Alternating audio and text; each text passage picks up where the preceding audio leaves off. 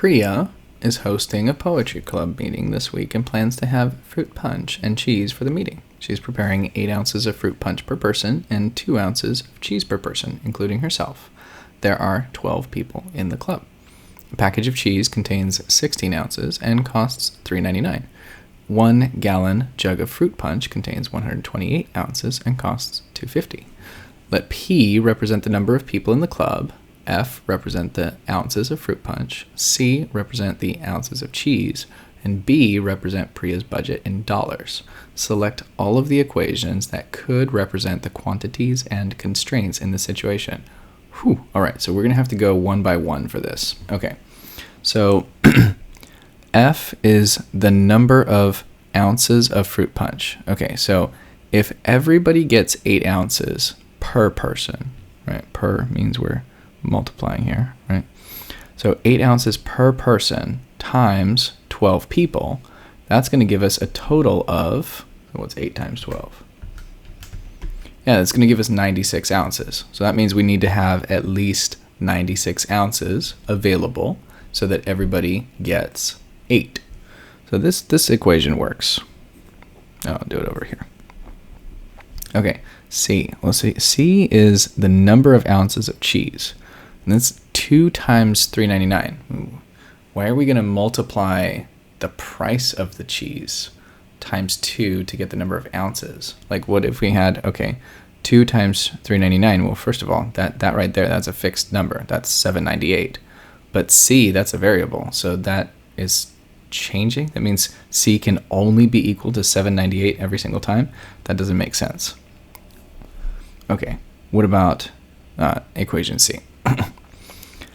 In order for us to have enough food for everybody, we're going to need to have, we said earlier, right here, this was 96. We need to have at least 96 ounces. Well, the 1 jug of fruit punch contains 128. So do we have enough if we buy 1 gallon of fruit punch? Well, yes. Okay, so that's why we've got $2.50 right there.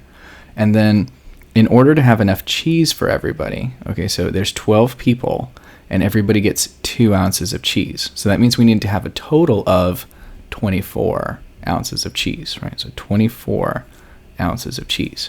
And 1 package contains 16. Okay, so if I buy 1 package, do I have enough cheese? No, I need 24 ounces. So if I buy 2 packages, right, 16 times 2, that's going to give me 32 ounces of cheese. So is that bigger than 24? Yes. So that means I'm going to need the price of the cheese, $3.99. I'm going to multiply that by 2 because I need 2 packs of cheese. I'm going to add on to that the price of the fruit punch, and that's going to be how much money we're going to spend. Okay, so that equation checks out. All right, 2P equals C. Okay, so this is saying 2 times the number of people equals the number of ounces of cheese, right? So since there's 12 people, right, 2 times 12, that means there's going to be 24 ounces of cheese that we need to have. Okay, yeah, that makes sense. So far, so good. Or now 8 times the number of fluid ounces plus 2 times the number of ounces of cheese equals B. Okay, well, B is how much money we're spending, and none of these reference the prices of the items, so that's a big red flag right there. And then also, like, okay, so let's say we had 128 ounces right here. 8 times 128, that's ridiculously high. 128 times 8. And then let's say we had just like 1 pack of cheese, right? So 16 ounces. 16 ounces times 2.